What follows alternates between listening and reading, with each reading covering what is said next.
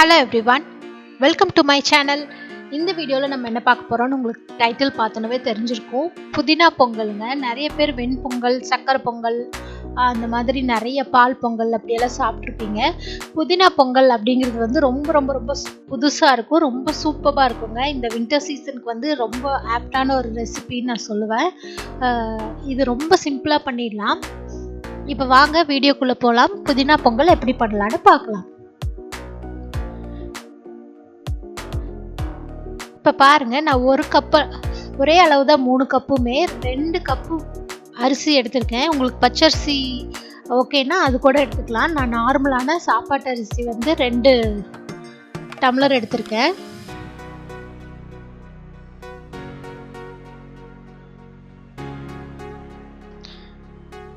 ஒரு டம்ளர் வந்து பாசி பயிர் எடுத்திருக்கேங்க. இது வந்து பார்த்தீங்கன்னா தோல் நீக்கின பாசி பயிர். ஸோ ரேஷியோ வந்து பார்த்திங்கன்னா 2:1. இதை வந்து நல்லா கழுவிட்டு ஊற வச்சுக்கலாங்க.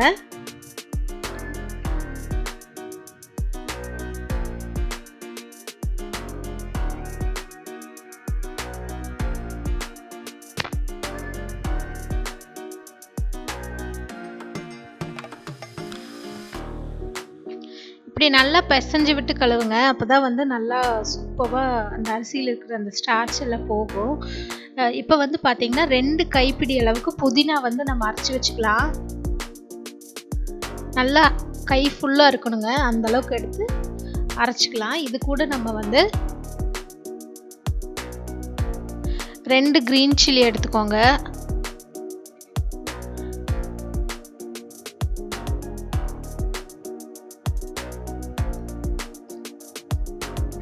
இந்த அளவுக்கு ஒரு 2 இன்ச் அளவுக்கு இஞ்சி போட்டுக்கலாம்.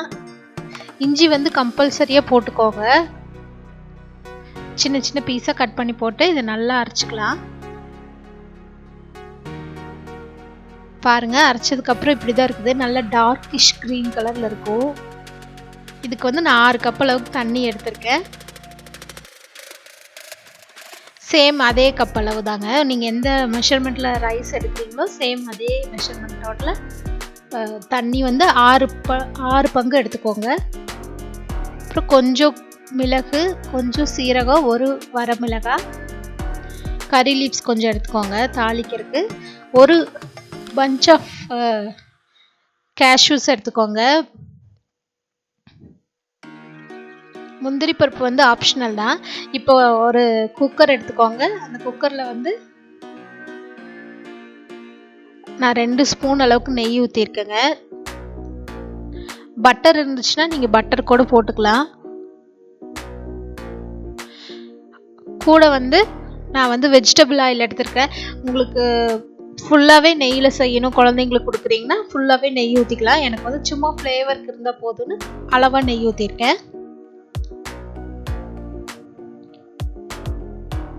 பாருங்கள், இந்த மிளகு சீரகம் போட்டுடலாம். இது ரெண்டும் கருகவே கூடாதுங்க. இந்த ஃப்ளேவர் தான் வந்து இந்த ரெசிபியோட பேஸு. ஸோ இது கருகாமல் நம்ம பார்த்துக்கணும். அதே சமயம் நல்லா பொரிஞ்சிடணும் எண்ணெயில். அப்போ தான் ரொம்ப நல்லா அதோட ஃப்ளேவர் வந்து ரொம்ப சூப்பராக அந்த ரெசிபியில் வந்து இருக்கும். ஒரு சீரகம் கரைஞ்சதுனா கூட அந்த ரெசிபியே டோட்டலாக வேஸ்ட் ஆயிரும். இப்போ வந்து கறி லீவ்ஸ் போட்டுக்கலாம்.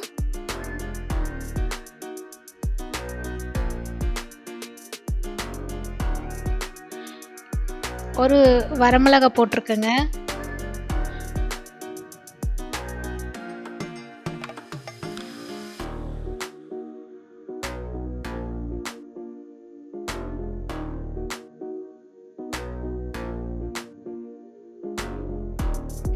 பாருங்க, முந்திரி பருப்பு போட்டுக்கலாம். வேணும்னா நீங்கள் ஃபைனலாக கூட ஃப்ரை பண்ணி போட்டுக்கலாம். ஆனால் நான் இப்போவே போட்டுருவேன். இது வந்து இதில் ஃப்ரை ஆனதுக்கப்புறம் அந்த புதினால குக் ஆகும்போது இதோட ஃப்ளேவரும் அந்த இதில் ரெசிப்பியில் இருக்கும். அதே சமயம் இந்த முந்திரி பருப்பும் வந்து குக் ஆகி ஒரு டிஃப்ரெண்ட்டான ஒரு டேஸ்ட் கொடுக்கும். முடிஞ்ச இந்த முழு முந்திரி பருப்பு கிடச்சதுன்னா இது மாதிரி போட்டுக்கோங்க, அது ரொம்பவே நல்லாயிருக்கும்.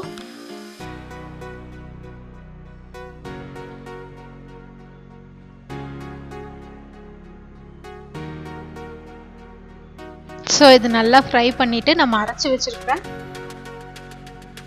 அந்த புதினா, பச்சை மிளகாய், இஞ்சி அதை போட்டுக்கலாம். பாருங்கள் எவ்வளோ டார்க்கிஷ் க்ரீன் கலரில் இருக்குதுன்னு.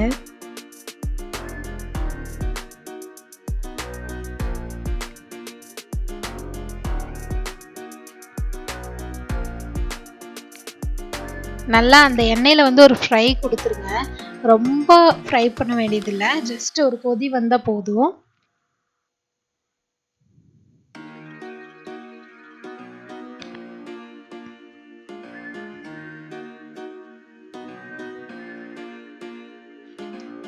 அந்த கொதிக்கும் போது பார்த்தீங்கன்னா அந்த புதினா ஃப்ளேவர் வந்து அந்த ஃப்ளேவர் வந்து அப்படியே அந்த ரூம் ஃபுல்லாக ஸ்ப்ரெட் ஆகி சூப்பராக இருக்கும். பாருங்கள் அந்த பபிள்ஸ் எல்லாம் வருது பாருங்கள். இந்த மாதிரி ஃபுல்லாக பபிள்ஸ் வந்ததுக்கப்புறம்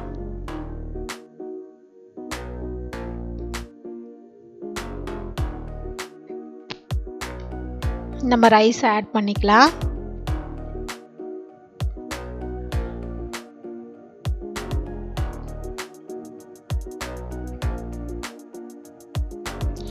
ரொம்ப குழஞ்சி வேணும் அப்படின்னு நினைக்கிறவங்க ரைஸ் வந்து ஒரு 1/2 hour இருந்து 40 minutes வந்து ஊற வச்சுக்கலாம் முன்னாடியே. நான் வந்து ஒரு 10-15 minutes தான் ஊற வச்சுருக்கேன். இப்போ போட்டுக்கலாங்க ரைஸை.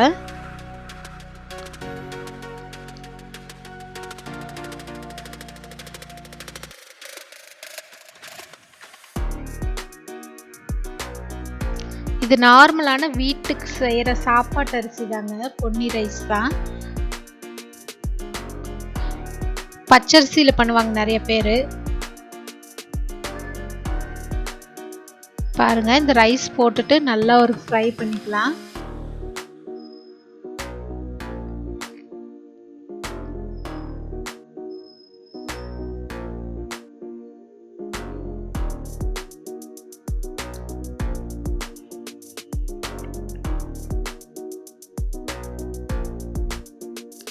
இப்போ நான் 6 டம்ளர் தண்ணி எடுத்து வச்சுருக்குறேங்க. இந்த தண்ணியை வந்து நம்ம மிக்ஸி ஜாரில் போட்டு இந்த தண்ணி ஊற்றிக்கலாம். 6 டம்ளர் தண்ணி ஊற்றணும்.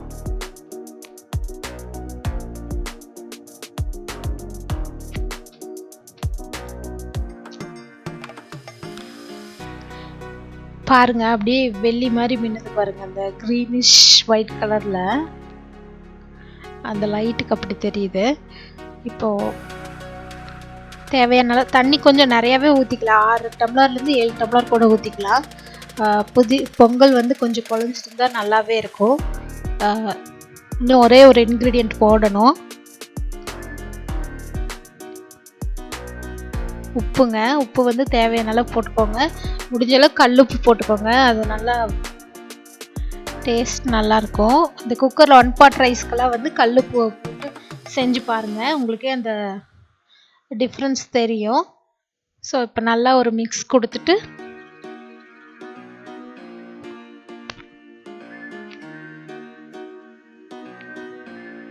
கொஞ்சமாக நெய் மட்டும் லைட்டாக அந்த ஃப்ளேவர், இப்போ லாஸ்ட்டாக நெய் ஆட் பண்ணிங்கன்னா அந்த ஃப்ளேவர் வந்து நல்லா அந்த ரெசிபி ஃபுல்லாக இறங்கியிருக்கும். சும்மா நான் ஒரு 3/4 ஸ்பூன் தான், சின்ன ஸ்பூனில் நெய் ஆட் பண்ணியிருக்கேன். இப்போ லிட்டு போட்டு மூடி வச்சிடலாம். ஒரு 6 விசில் வந்ததுக்கப்புறம் பார்க்கலாங்க.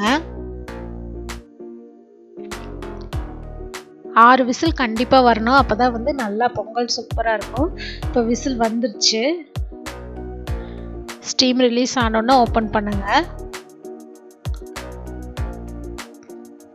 பாருங்க அந்த அரோமா எவ்வளோ சூப்பராக இருக்குன்னு நீங்கள் செஞ்சு பார்த்தா தான் தெரியும். அவ்வளோ எம்மாக இருக்குது. இப்போ இந்த மாதிரி ஒரு திக்கான ஒரு கரண்டி எடுத்துக்கோங்க. எடுத்து சூடாக இருக்கும்போதே வந்து மசிச்சு விட்டுருங்க.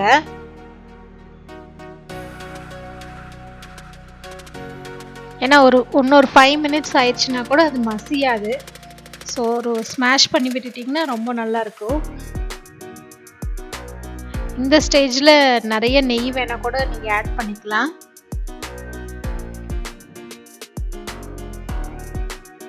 ரொம்ப இது பண்ண வேண்டியது இல்லைங்க, சும்மா அப்படியே லைட்டாக ஸ்மாஷ் பண்ணிங்கனாலே போதும், நல்லா மசிஞ்சுக்கும்.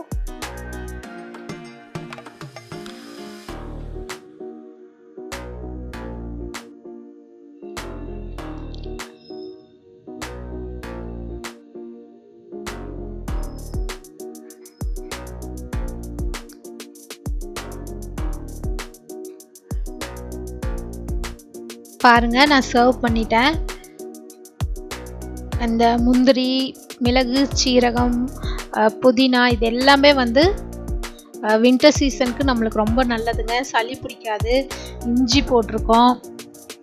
புதினா வந்து நம்மளுக்கு ரொம்ப ஹெல்த்துக்கு நல்லது. ஸோ இது கண்டிப்பாக ட்ரை பண்ணி பாருங்கள். நான் இது கூட வந்து சாம்பாரும் சட்னியும் தான் வச்சு சர்வ் பண்ண போகிறேன். சாம்பார் வந்து பார்த்திங்கன்னா நீங்கள் நார்மலாக வைக்கிற சாம்பாரை விட